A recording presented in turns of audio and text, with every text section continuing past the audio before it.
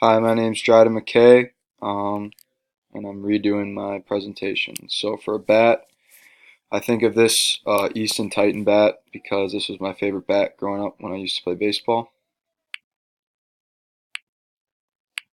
Um, second word was second word was plane.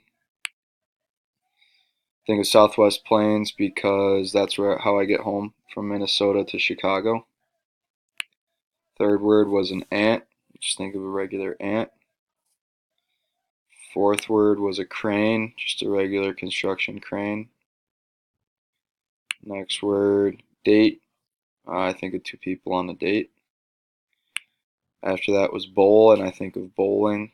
I like to go bowling. Then it was ball. I think of baseball. After that was flower, and I thought of a sunflower. Next word was hair, and I think of the animal hair.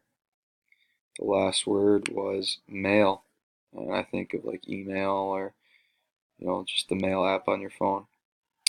So those are all the words, and those are what I think of them.